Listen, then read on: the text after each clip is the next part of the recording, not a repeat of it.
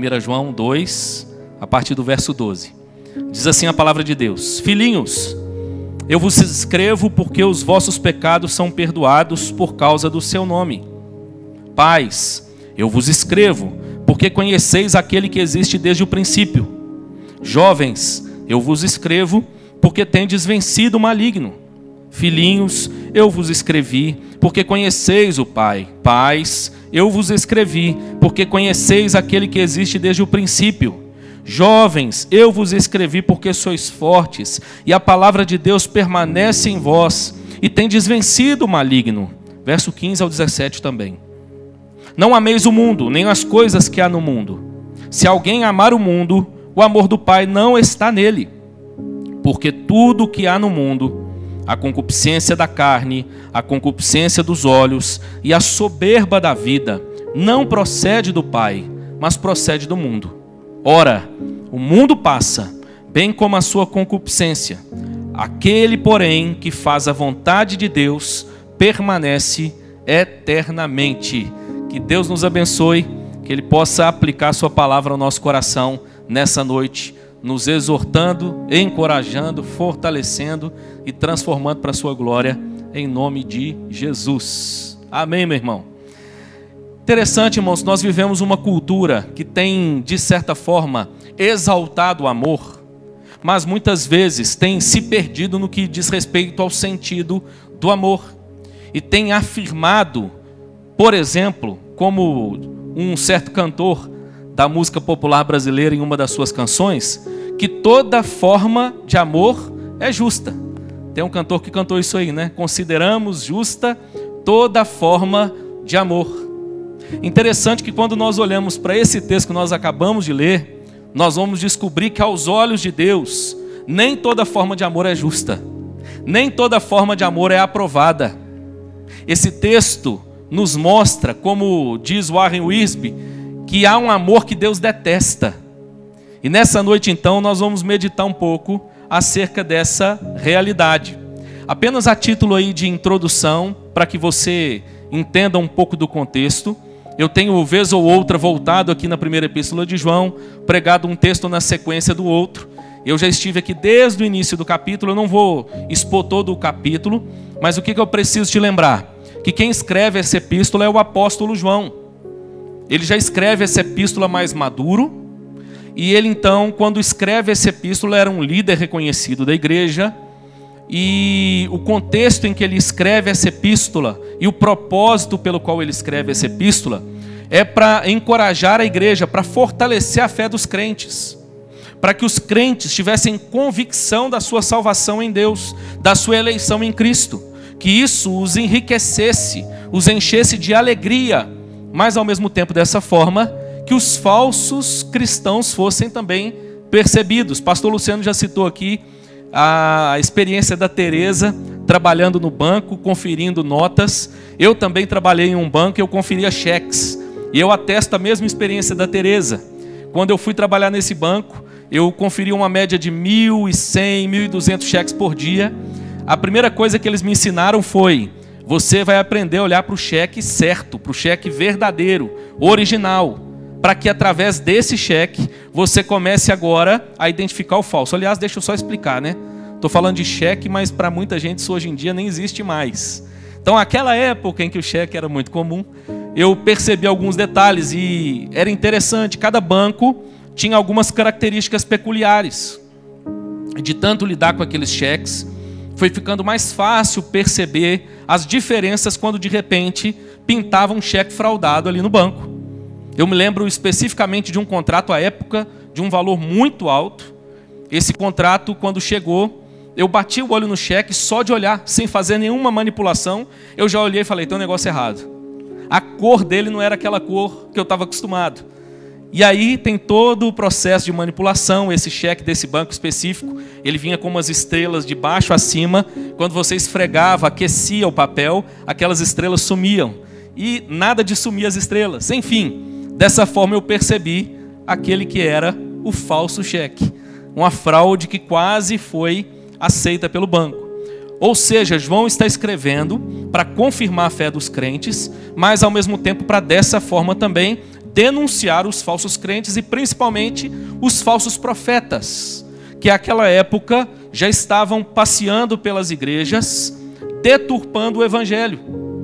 E João, então, se você der uma olhada no bloco imediatamente anterior, no capítulo 2, no verso 7 ao verso 11, ele vai nos falar sobre amor. Ele vai mostrar o amor como esse grande mandamento. Ele usa aqui um jogo de palavras e diz de um novo mandamento e antigo mandamento ao mesmo tempo. E ele demonstra para nós, então, a essência do amor de Deus. E que o verdadeiro cristão ele é percebido pela maneira como ele identifica, participa, experimenta o verdadeiro amor, exercita o verdadeiro amor. E quando nós então caminhamos para esse bloco de hoje, que nós lemos hoje, João então agora vai contrapor essa verdade que ele acabou de ensinar, mostrando então qual é o amor que Deus detesta, qual é o amor do qual Deus odeia, Deus condena. E é importante falar sobre isso, irmãos, porque nós vivemos em uma sociedade, nessa pós-modernidade, onde a tolerância é uma das palavras da moda. E a tolerância, sobre o altar da tolerância, muitas vezes nós temos sacrificado a verdade. Muitas vezes nós temos permitido que esse tipo de pensamento, essa filosofia, invada os nossos corações e mentes sem que a gente perceba. E nós então passamos a ter dificuldade de denunciar aquilo que está errado. João não tinha nenhuma dificuldade. E João está aqui mostrando claramente que há um amor que Deus detesta. Há um amor que Deus odeia. Já te trago de antemão que aqui João não está nos dando autorização para odiar pessoas, para detestar pessoas. Se você der uma olhada na teologia do Novo Testamento, mesmo lá nos Evangelhos, ouvindo aquilo que o nosso Senhor Jesus Cristo nos ensinou, você vai perceber que Jesus Cristo nos desafiou a amar não apenas aqueles que são amáveis, não apenas aqueles que nos são preciosos, caros, como os nossos familiares, os nossos amigos, os nossos irmãos em Cristo. Jesus nos desafiou a amar até mesmo os nossos inimigos. Ou seja, irmãos, nós não estamos dizendo com essa mensagem que nós temos uma espécie de salvo-conduto da palavra de Deus para odiar pessoas. Não, não é disso que o texto está tratando. Mas eu quero então expor para você aqui qual é esse amor que a palavra de Deus mostra, nos ensina que Deus detesta e que eu e você também devemos detestar. Pastor Hernandes Dias Lopes, comentando essa passagem, ele diz algo interessante. Ele fala que amor e aversão andam muitas vezes lado a lado. Ele cita, por exemplo, textos da Bíblia que mostram isso. Por exemplo, o Salmo 97, no verso 10, diz assim: vós que amais o Senhor, detestai o mal. Perceba, amor e aversão postos lado a lado. Ele ainda cita Romanos, capítulo 12, verso 9, onde Paulo diz o seguinte: o amor seja sem hipocrisia, detestai o mal, apegando-vos ao bem. Paulo então está contrastando essas duas coisas. E João aqui, concordando com eles, vem trazendo essa verdade, desse amor então que Deus odeia, que Deus detesta. O Warren Wiersbe, que eu já citei, esse pastor escreveu um comentário sobre essa passagem. E nesse comentário ele conta uma história interessante. Ele fala de um grupo de crianças da primeira série que foi levado para uma espécie de excursão para conhecer um hospital. E aí, segundo essa história, diz ele que depois de falar sobre os cuidados e a higiene no hospital, percorrendo os corredores, no final do tour pelo hospital, a enfermeira perguntou se alguém tinha alguma pergunta. E aí, depois do tour no hospital, tem alguma dúvida? Alguma pergunta? Uma criança então levantou a mão e perguntou: por que as pessoas que trabalham aqui estão sempre lavando as mãos? Essa foi a pergunta da criança. Criança é observadora, né?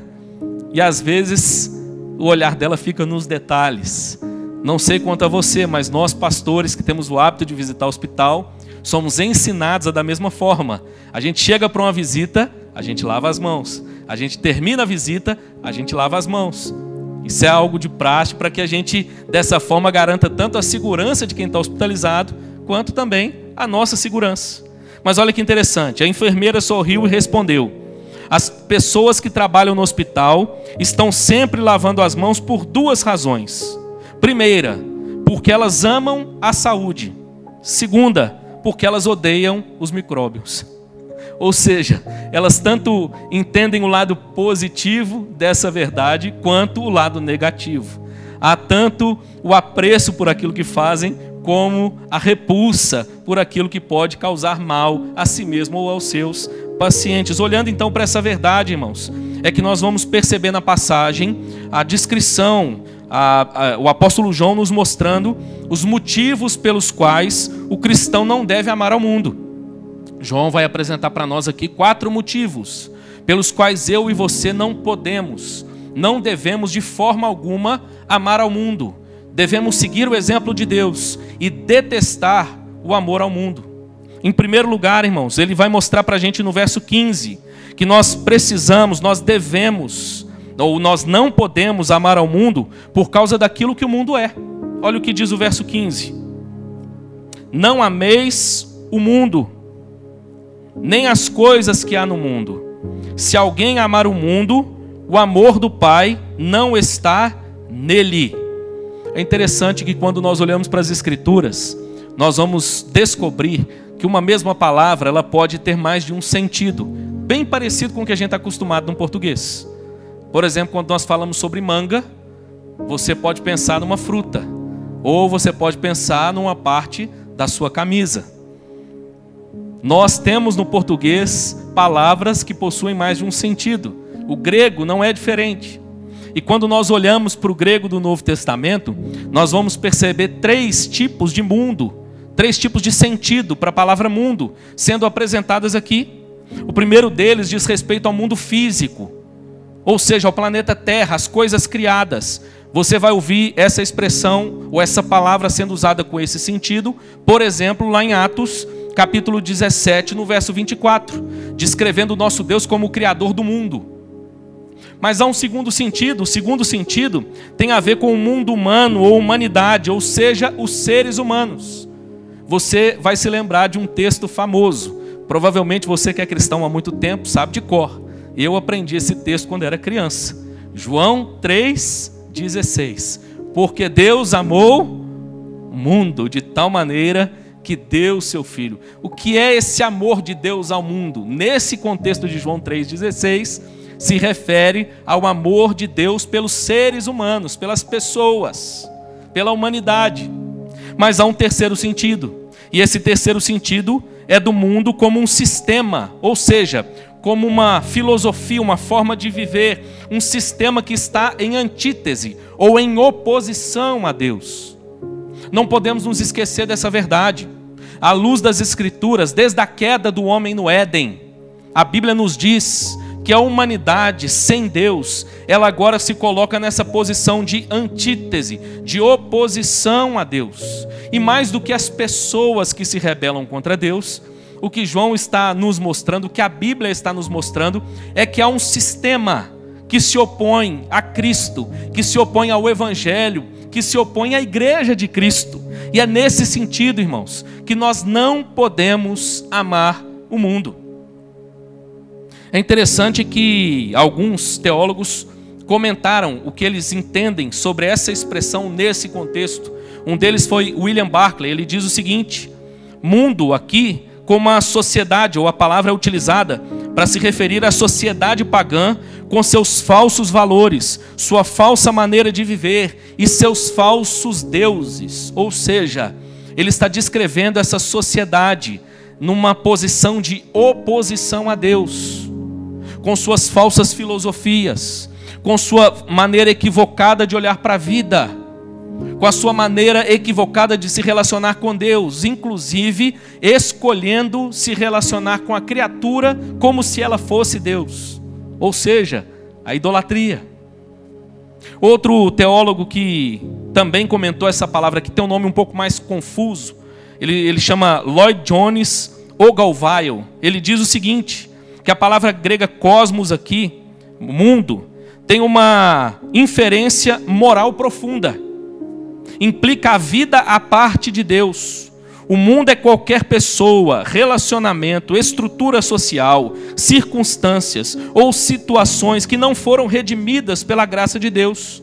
O mundo é a sociedade independente de Deus, governo sem a linha do prumo de Deus, sistemas econômicos que não têm a soberania de Deus, indústrias e corporações sem interesses pelas pessoas ou pelos propósitos divinos. Então, para ficar muito claro, que mundo é esse que Deus detesta? É esse sistema oposto à verdade de Deus, que se opõe inclusive à virtude, que se opõe inclusive àquilo que é bom para o ser humano.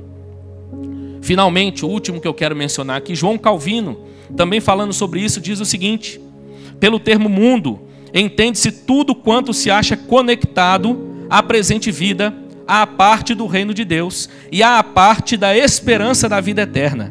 E assim, ele inclui o termo, as corrupções de todo gênero, bem como o abismo de todos os males. No mundo estão os prazeres, bem como todas aquelas fascinações, pelas quais o homem se vê cativo, a ponto de retirar-se de Deus.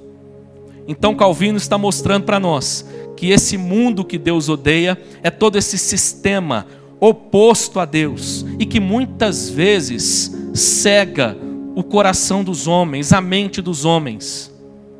E dessa forma eles vivem então à parte de Deus, buscando prazer, buscando satisfação, buscando realização sem Deus. Esse mundo, a Bíblia está dizendo que Deus odeia, e eu e você também precisamos odiar. Trago aqui como aplicação então, irmãos, em primeiro lugar, nós precisamos então vencer a ingenuidade em relação ao mundo, bem como o desejo de ter o que ele oferece, assim como o desejo de ser aceito por esse sistema. A ideia aqui é, nós não podemos olhar para esse modo de pensar, viver e agir mundano e sermos seduzidos por ele. Ele muitas vezes é sedutor. E nós precisamos então tomar cuidado, irmãos, por causa daquilo que o mundo é. O mundo é uma realidade caótica sem Deus. Precisamos reconhecer essa verdade.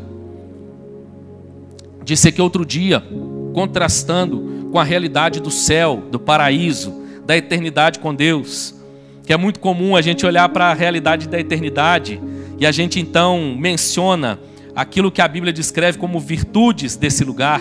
A Bíblia diz que lá as ruas são de ouro. A Bíblia diz que lá não há mais choro, não há mais sofrimento. A Bíblia descreve uma série de benesses desfrutadas pelos salvos na presença eterna de Deus. Mas eu disse que nós precisamos tomar muito cuidado, irmãos, para não confundir qual é o maior privilégio da vida eterna. O maior privilégio da vida eterna não são as ruas de ouro. O maior privilégio da vida eterna não é a ausência da dor e do sofrimento, mas a presença eterna de Deus. Nós desfrutaremos de uma maneira como nós nunca desfrutamos da presença de Deus na eternidade. Perceba essa antítese. Hoje há um sistema falido que infelizmente tem cegado a mente e os corações de muitas pessoas. Tem seduzido essas pessoas a viverem trocando a sua vida por migalhas de prazeres e realizações. Cuidado, meu irmão. Nós não podemos amar ao mundo. E a primeira razão é por causa daquilo que o mundo é. Mas observe, nós não estamos aqui dizendo que as coisas criadas em si são ruins. Como eu já disse, esse é um outro sentido para a palavra mundo. Não, o crente é aquele que vê as coisas criadas como uma grande dádiva de Deus. E ele sabe que pode se relacionar com elas, inclusive obter prazer nessas coisas.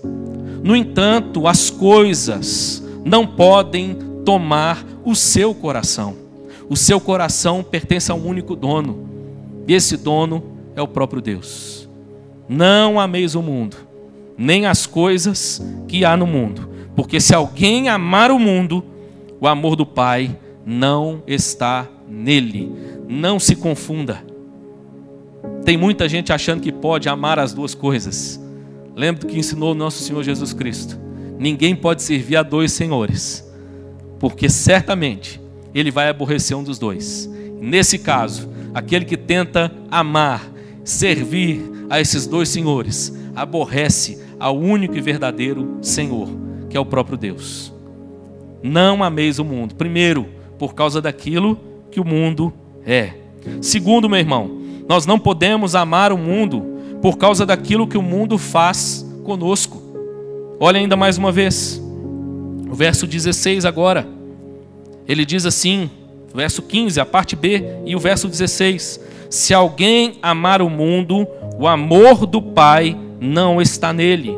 E ele continua, porque tudo o que há no mundo, a concupiscência da carne, a concupiscência dos olhos e a soberba da vida, não procede do Pai, mas procede do mundo. Aqui então, o apóstolo João está nos mostrando que nós não podemos amar o mundo por causa daquilo que ele faz conosco. A primeira coisa que ele está mostrando é que o amor ao mundo nos separa do amor de Deus. Se alguém amar o mundo, o amor do Pai não está nele. É interessante que quando nós falamos sobre mundanismo, e durante muitos anos, as igrejas evangélicas falaram muito sobre mundo, principalmente com esse terceiro sentido, como esse sistema oposto a Deus. Mas quando nós falamos em mundanismo, as pessoas tendem a pensar em atividade, dão mais ênfase à atividade. E é comum algumas pessoas, inclusive, dizerem assim: não, eu sou um cristão, eu tive um encontro com Deus porque eu não faço isso, nem isso, nem isso, nem aquilo outro. No entanto, o que nós percebemos à luz das Escrituras é que o mundanismo tem muito mais a ver com uma atitude do que com uma atividade. A atividade nada mais é do que o resultado dessa atitude. E que atitude é essa? É uma forma de pensar, é uma direção do coração, que não caminha na direção da verdade de Deus, no caminho de Deus, mas caminha na direção oposta. Perceba, nós não podemos amar o mundo, porque ele nos afasta cada dia mais de Deus. Essa forma de pensar, essa atitude mundana, que muitas vezes está lá no âmago, no íntimo do coração, e às vezes sequer se revelou. Para quem olha do lado de fora, pode ser que a pessoa seja profundamente religiosa. Ele cumpre os seus deveres religiosos.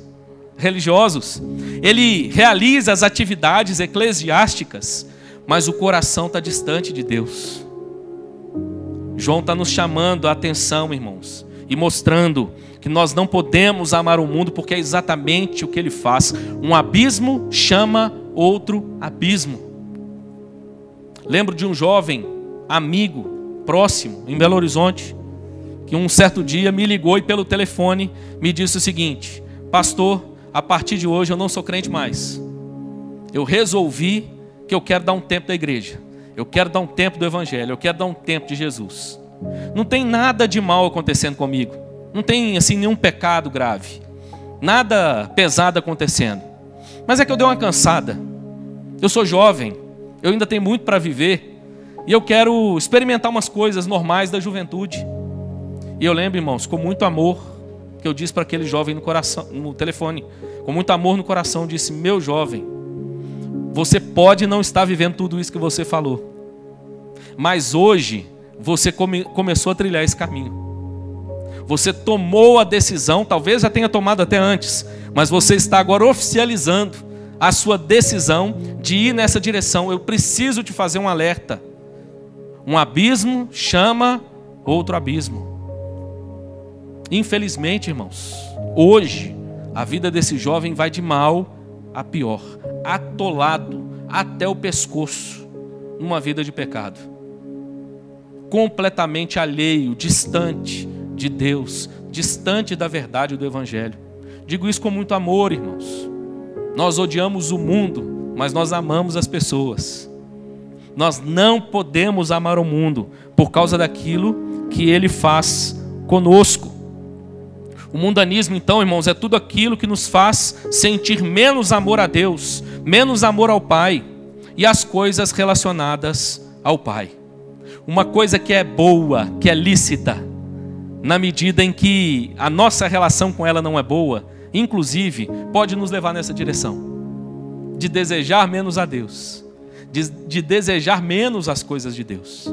Aqui na passagem, João vai apresentar para nós três artifícios usados pelo mundo, eu já te adianto, para potencializar as nossas paixões. Não é ele que gera essas paixões. Essas paixões fazem parte da nossa natureza caída, mas o que ele faz é potencializar essas paixões. Aqui são 3 artifícios apresentados no verso 16. Concupiscência, essa palavra que aparece aqui, tem esse sentido de uma paixão, algo avassalador, incontrolável, um desejo incontrolável. E ele vai usar essa palavra e vai mostrar para nós então esses 3 artifícios. O primeiro, ele chama de concupiscência da carne. O que é essa concupiscência da carne? É essa paixão carnal, é esse desejo que é levado a cabo pela tendência natural do homem caído. A carne aqui simboliza essa realidade, essa natureza decaída do homem. Há uma tendência natural. E o mundo então potencializa essa tendência, oferecendo a nós aquilo que nós desejamos. E nós então, se cedemos a essa realidade, nos afundamos cada dia mais. A segunda, ele vai chamar de concupiscência dos olhos. Poderíamos traduzir como a paixão dos olhos. Aqui, irmãos, tem a ver com tudo aquilo que, talvez uma expressão simples para explicar, tudo aquilo que enche os olhos. São os prazeres mais sofisticados, mais intelectuais, mais rebuscados, que muitas vezes, você já deve ter percebido, uma pessoa que parece profundamente culta, intelectual, mas essa suposta cultura, intelectualidade, o afasta de Deus. O que é isso? Concupiscência dos olhos. Os seus olhos, a sua vida agora sendo levada nessa direção. E o terceiro, ele vai falar sobre a soberba da vida. A soberba, obviamente, traz essa ideia de arrogância, essa tendência de querer impressionar os outros, de buscar um status para o outro. Nós não temos dificuldade, irmãos, em desfrutar das coisas que Deus nos dá, sejam riquezas, seja reconhecimento diante dos homens. No entanto, nós não amamos essas coisas. O cristão ama a Deus e ama as pessoas. As coisas, irmãos, nós desfrutamos das coisas na medida em que o Senhor nos permite desfrutar ou não. Mas o alvo do nosso amor é o próprio Deus. O alvo do nosso amor são as pessoas e não as coisas ao nosso redor. João então está chamando a nossa atenção para essa realidade. Eu faço uma aplicação aqui então, para que nós possamos pensar sobre isso. Ouvi uma frase há muitos anos atrás, que para mim aplica muito claramente esse ponto, meu irmão. Essa frase era a seguinte: o mundo nos oferece mais do que ele realmente está disposto a entregar, mas nos cobra mais do que nós estamos dispostos a pagar. É assim, o marketing do mundo é pesado. Você olha e fala assim: maravilhoso, isso aí é de encher os olhos, concupiscência dos olhos. Mas de repente, quando você experimenta, você percebe que não é tanto. O marketing é violento. No entanto, ele nos cobra muito mais do que nós estamos dispostos a pagar. Depois que você experimentou, o preço é alto. O caminho da restauração é demorado, é profundo, é difícil. Então, meu irmão, nós não podemos amar o mundo. Primeiro, por causa daquilo que o mundo é. Mas segundo, por causa daquilo que o mundo faz conosco. Se cuide, meu irmão, para que a sua vida não vá de mal a pior. E amanhã, quem sabe, você ainda seja pego orando e perguntando: Senhor, por que minha vida está desse jeito? Talvez possa ter alguma relação com a maneira como o coração cede às suas paixões e paga o preço, as consequências do seu próprio pecado. Não podemos amar o mundo. Em primeiro lugar, por causa daquilo que o mundo é. Mas em segundo lugar, por causa daquilo que o mundo faz conosco. Em terceiro lugar, olhando ainda para essa passagem, João vai nos mostrar que nós não podemos amar o mundo por causa daquilo que nós somos. Se somos cristãos, se nós nascemos de novo, se nós tivemos um encontro real com Cristo, Nós não podemos amar ao mundo por causa daquilo que nós somos. Se você voltar um pouco o texto comigo lá para o verso 12, João vem falando de amor e traz no meio dessas duas expressões o amor no sentido positivo, o amor a Deus e ao próximo, e depois ele vai falar do amor no sentido negativo, o amor que Deus detesta, mas no meio ele insere os versos 12 a 14. E os versos 12 a 14, eles vêm com esse propósito de reafirmar a nossa identidade cristã. Falei outro dia aqui, pregando em 1 Pedro, capítulo 2, dos versos 1 ao 10, sobre a nossa identidade em Cristo. Texto belíssimo, irmãos. Como é um texto necessário numa cultura onde o identitarismo tem crescido muito e tem segregado, dividido a nossa sociedade por cor de pele, orientação sexual e mais um monte de coisa. Tem estimulado uma espécie de luta e de disputa.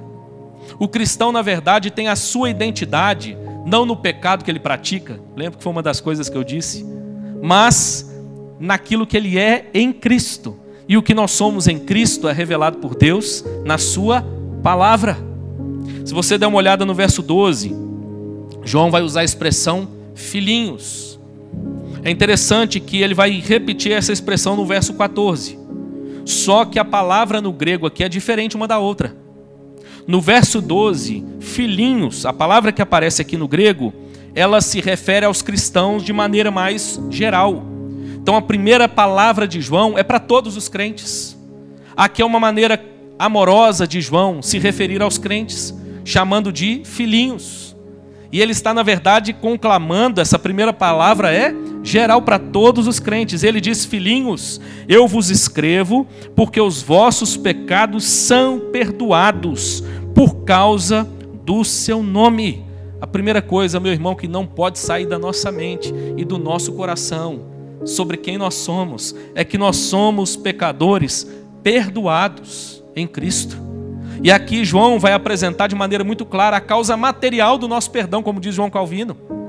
A causa material do nosso perdão, irmãos, não são os nossos esforços, não são nossas boas obras, não é aquilo que nós conquistamos na força do nosso braço, com escolhas morais. A causa material, João vai mostrar para nós qual é: por causa do seu nome. Nós somos perdoados por causa de quem Cristo é. Isso precisa ficar muito claro para nós, irmãos, para que nós não venhamos a viver a nossa vida buscando outras formas de nos reconciliarmos com Deus. Tem muita gente vivendo assim, às vezes dentro das igrejas. O coração vive inquieto, não sente paz com Deus, não sente real conexão, comunhão, intimidade com Deus, e acha que isso pode ser produzido por si mesmo. João está deixando muito claro, irmãos, não pode. Na medida em que você contemplar os seus pecados no espelho, só há um caminho para que você seja perdoado. E esse caminho é a graça de Jesus Cristo. Que bonito, irmãos, nós nos lembrarmos dessa verdade. Contei aqui outro dia uma história do filho treinando futebol. Não sei quem estava aqui ouviu. O filho treinando futebol com o pai ensinando o filho a chutar. De repente o filho vai para uma partida de futebol e agora ele tem um pênalti para ser cobrado. Se esse menino nutriu no seu coração um relacionamento de medo do pai, ele vai cobrar esse pênalti com medo, porque ele tem medo de errar e não ser aceito pelo seu pai. Mas se ele sabe que ele é amado pelo seu pai, independente de qualquer coisa, ele vai cobrar esse pênalti animado. Ele pode até errar, mas sabe o que acontece? Ele sabe que se ele falhar, o pai continua o amando da mesma forma. E por isso, porque ele sabe do amor do pai, ele sabe que ele é amado, ele vai tentar bater esse pênalti da melhor maneira possível, porque ele quer agradar o pai. Mas não tem problema se ele errar, porque ele é amado pelo pai, não por aquilo que ele faz. Ele é amado pelo pai, independente do que ele faça. Ele é amado pelo pai por quem ele é em Cristo. Que Deus te dê essa graça de entender isso, meu irmão. Nós somos filhos amados de Deus. Se somos filhos amados de Deus, meu irmão, não cabe amor ao mundo. Essas coisas não têm mais nada a ver conosco. É isso que o João está nos mostrando. João segue o texto aqui, e ele agora vai apresentar 3 grupos de pessoas. Quando ele fala de pais, ele está aqui se referindo aos anciãos. Poderíamos colocar aqui os patriarcas, talvez seja uma palavra próxima. E é interessante que a primeira expressão que ele usa, ele diz assim: pais, eu vos escrevo porque conheceis aquele que existe desde o princípio. João Calvino fala que é como se ele dissesse o seguinte: ancião, para de viver no passado. Essas coisas é para você hoje. Ah, porque na minha época. Não, a sua época é agora. Se você acha que você é velho, é o que ele está dizendo, tem alguém que é mais velho que você. Tem alguém que estava no princípio, é o Criador de todas as coisas. E ele não era, ele é, e ele será eternamente. Então essa palavra é para vocês. Mas ele não para nos anciãos, ele vai depois falar aos jovens. E ele diz: jovens, eu vos escrevo porque tendes vencido o maligno. O jovem tende a pensar: esse é o meu tempo. E ele escreve para o jovem no presente. E ele diz: jovem, é o seu tempo de viver na presença de Deus. Para de achar que porque você é jovem você não morre. Você é imortal. Você vai ter tempo para outras coisas. Não, meu irmão. O tempo de hoje é para que você, jovem, viva na presença de Deus. Para de achar que vida boa é a vida do mundo. Tem gente que acha que é bonito ter um testemunho: ah, porque lá no passado eu era isso, eu era aquilo, eu aprontei, eu fiz isso. Testemunho bom não é esse não, irmãos. Testemunho bom é: eu fui criado na igreja, conheci o Evangelho e a Jesus quando eu era criança e vivi a minha vida toda na presença de Jesus. Não tem testemunho mais poderoso e bonito do que esse. Jovens, eu vos escrevo porque tendes vencido o maligno. E ele fala então agora às crianças, quando ele descreve filhinhos no verso 14. E ele diz assim: filhinhos, eu vos escrevi porque conheceis o Pai. João Calvino vai dizer que é como se ele dissesse para as crianças: e vocês não são a igreja da manhã, vocês são a igreja do hoje. A você, pai que está aqui comigo, olhe para os seus filhos com esse olhar. Eles são a igreja de hoje. Eles são a igreja chamada hoje para reprimir, para odiar, para detestar o mundo e amar a Cristo. É basicamente isso que João está descrevendo aqui nesses poucos versos. Ele ainda vai repetir: pais, eu vos escrevo porque conheceis aquele que existe desde o princípio. Jovens, eu vos escrevi porque sois fortes e a palavra de Deus permanece em vós e tendes vencido o maligno. Nós então aqui, irmãos, somos chamados a perceber em terceiro lugar que nós não podemos amar o mundo por causa daquilo que nós somos em Cristo. E o que é que nós somos em Cristo? Somos pecadores, perdoados, amados por Deus, redimidos. O que é que nós somos em Cristo? À luz desse bloco do verso 12 ao 14. Em Cristo nós somos fortes. Você já deve ter escutado crente falando assim: ah, pastor, mas a carne é fraca. Você já deve ter escutado isso, né? Eu cansei de ouvir: pastor, isso aconteceu porque a carne é fraca. Aí eu falo assim: cita pelo menos o texto inteiro. Porque a Bíblia diz que a carne é fraca, mas o Espírito vivifica. Realmente, para quem ama o mundo, a carne é fraca. Mas para quem é vivificado pelo Espírito de Deus, nós somos fortes em Cristo Jesus. É o que está dizendo o apóstolo João. Nós somos aqueles que guardam a palavra de Deus. Paulo, falando a Timóteo, ele diz que nos últimos dias as pessoas buscariam obreiros, pregadores falsos, e pagariam para esses obreiros para que eles falassem o que eles queriam ouvir. Está cheio de gente assim por aí, e cheio de pregador, suposto pregador do Evangelho, vivendo dessa forma. Não prega a verdade, não confronta ninguém, diz o que as pessoas querem ouvir. Mas sabe o que alegra o meu coração, meu irmão?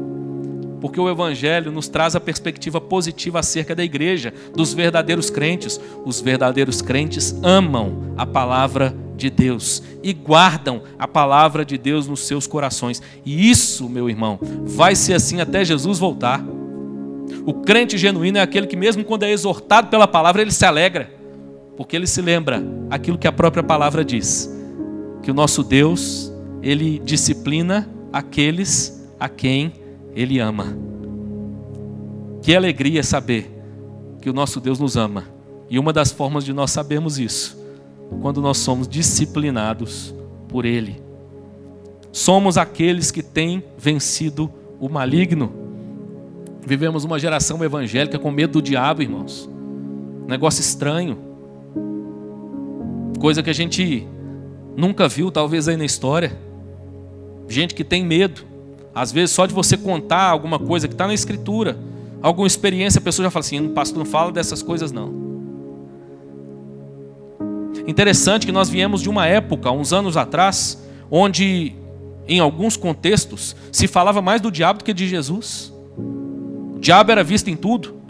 Parece que havia uma tentativa de identificar o diabo em todas as coisas. Havia mais ocupação em saber quais são as obras do diabo do que em saber quais são as obras de Cristo.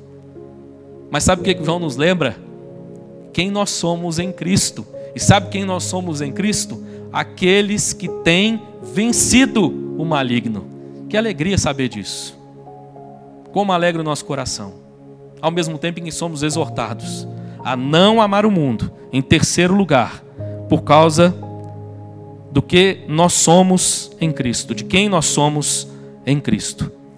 E em quarto e último lugar, quando nós olhamos para essa passagem, nós ainda somos exortados a detestar o mundo ou a não amar o mundo por causa do destino final do mundo.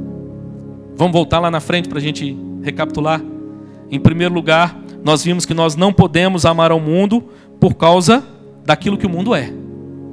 Não ameis o mundo, nem as coisas que há no mundo. Em segundo lugar, nós vimos que nós não podemos amar ao mundo por causa daquilo que o mundo faz conosco. Aquele que ama o mundo, o amor do Pai não está nele. Pelo contrário, as suas paixões o guiam. Em terceiro lugar, nós vimos que nós não podemos amar o mundo por causa de quem nós somos em Cristo, por causa da nossa identidade em Cristo. O cristão não ama o mundo, o cristão ama a Deus e as coisas de Deus, o reino de Deus. E em quarto e último lugar, nós não podemos amar o mundo por causa do destino do mundo. Olha o verso 17 para a gente terminar comigo. O texto diz assim: ora, o mundo passa, bem como a sua concupiscência ou a paixão do mundo. Aquele, porém, que faz a vontade de Deus, permanece eternamente. Nós somos agora desafiados a observar, irmãos, o contraste entre o viver apenas para o aqui e agora e o viver com a perspectiva da eternidade. Ele está dizendo que o mundo passa, assim como a sua paixão, mas que aquele que faz a vontade de Deus, esse permanece para sempre. O que tem norteado seu coração? O que tem te feito pensar na segunda-feira? Puxa vida, amanhã vem mais um dia. Acordar cedo, voltar à semana de trabalho, desafios, problemas. Mas eu preciso fazer isso, que eu preciso ganhar dinheiro para eu conquistar as coisas que eu desejo. Se essa for sua mentalidade, meu irmão, me desculpe, você está na direção oposta.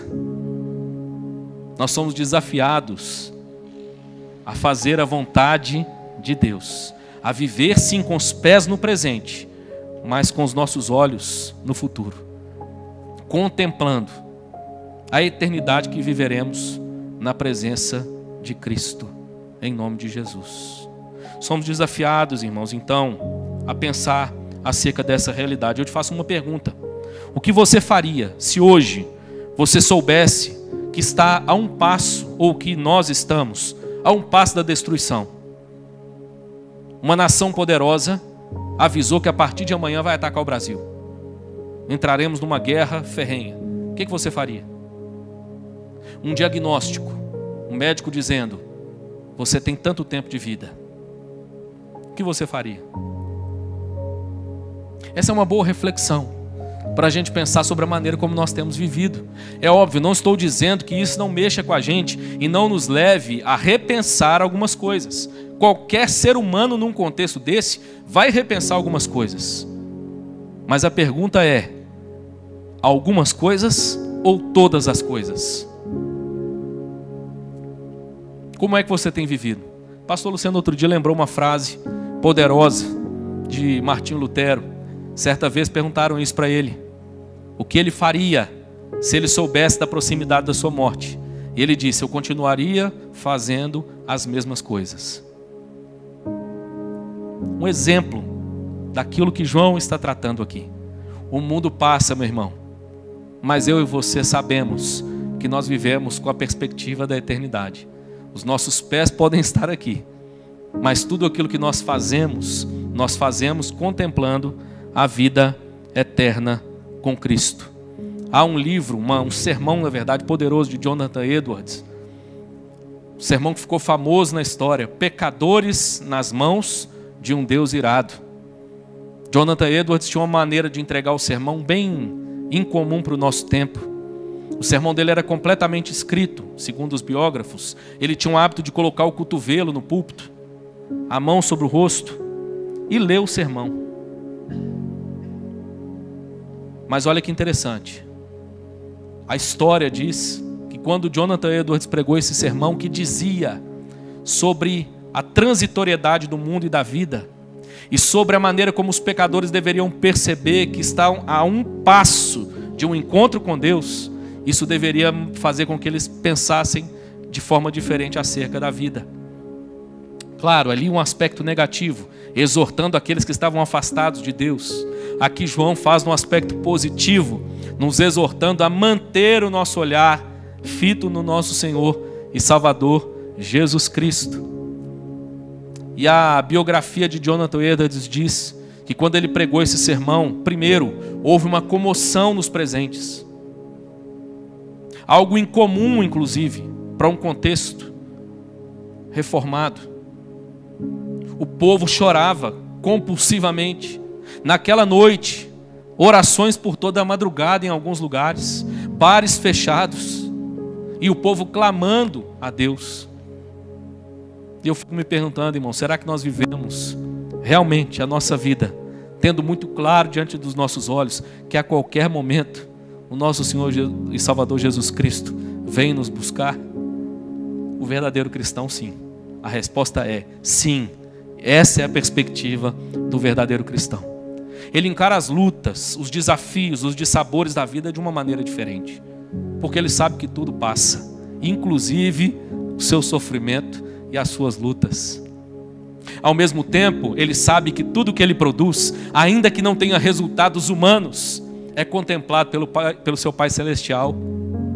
E como ele mesmo já nos disse lá em Apocalipse: conheço as tuas obras.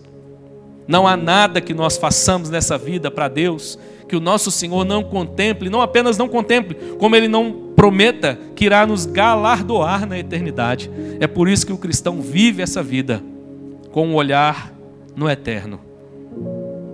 João nos convida a perceber essa realidade. Estou terminando. Pastor Hernandes Dias Lopes diz o seguinte, comentando esse final do texto: um cristão maduro considera-se estrangeiro e peregrino sobre a terra, conforme Hebreus 11:13. Ele não tem cidade permanente aqui, mas procura a cidade que está por vir, Hebreus 13:14. Não podemos nos sentir em casa aqui neste mundo. Nossa pátria está no céu, Filipenses 3:20. Estou terminando, quero concluir falando sobre algo que aconteceu comigo na sexta-feira. Só a título de, então, lembrete, para nós recapitularmos. Há um amor que Deus detesta, e nós também não podemos amar o mundo. Por que nós não podemos amar o mundo? Por causa daquilo que o mundo é. Segundo, por causa daquilo que o mundo faz conosco. Terceiro, por causa de quem nós somos em Cristo. E quarto, por causa da transitoriedade do mundo. O mundo passa. Mas eu quero concluir te contando algo que aconteceu sexta-feira. Sexta-feira nós saímos para levar as nossas esposas no Manaim, para o acampamento de mulheres. E eu fui levar a Ingrid e a Maria Luísa. Cheguei no Manaim, irmãos, e mais uma vez, não sei como é que você é, mas os meus olhos ainda hoje se encantam frequentemente quando eu chego no Manaim. Contemplo a beleza da natureza, o sol ali que estava começando a se pôr, e eu cheguei em um lugar assim específico e fiquei olhando para aquela realidade e veio aquele sentimento gostoso no coração, e de repente começou a juntar mosquito em volta de mim. Eu sei que não é só no Manaim, mas pelo menos lá em Minas eu estou menos acostumado com isso. Mas começou a juntar aquele tanto de mosquito. E eu tinha passado repelente até na careca. E o mosquito me picando, irmãos. E na hora veio no meu coração o seguinte sentimento: isso é só para você lembrar que as belezas das coisas aqui são transitórias. Desfrute. Mas falta um pouco. Falta algo mais. Mas esse algo mais você só vai experimentar na eternidade. E eu me lembrei, eu termino com uma frase de C.S. Lewis falando sobre isso. C.S. Lewis disse, eu já li isso aqui na IPVO, mas eu não me canso de ler e espero que você não se canse de ouvir. Ele disse certa vez o seguinte: se eu encontro em mim um desejo que nenhuma experiência desse mundo possa satisfazer, a explicação mais provável é que eu fui feito para um outro mundo. Se nenhum dos meus prazeres terrenos é capaz de satisfazê-lo, isso não prova que o universo é uma fraude. Provavelmente os prazeres terrenos não têm o propósito de satisfazê-lo, mas somente de despertá-lo, de sugerir a coisa real. Se for assim, tenho de tomar cuidado para, por um lado, jamais desprezar ou ser ingrato em relação a essas bênçãos terrenas, e por outro, jamais confundi-lo com outra coisa, da qual elas não passam de um tipo de cópia, ou eco, ou miragem. Com isso, C.S. Lewis nos lembra, irmãos, que há um desejo na nossa alma que não vai ser satisfeito aqui. Mas a alegria do verdadeiro crente é perceber que o mundo passa, mas aquele que faz a vontade do Senhor permanece eternamente. É por isso que o mundo não nos assedia. É por isso que o mundo não conquista o nosso coração. É por isso que o mundo não conquista o nosso amor. Porque o nosso amor é devotado ao nosso Deus. E nessa convicção, nós então nos alegramos ao perceber que o mundo vai passar. E nós estaremos eternamente então no novo mundo criado ou recriado pelo nosso Deus, em nome de Jesus. Que Deus te abençoe, meu irmão. Que seu coração esteja muito bem guardado das coisas desse mundo, mas ao mesmo tempo, que seu coração esteja inundado do verdadeiro amor por Deus e pelas pessoas, em nome de Jesus. Amém?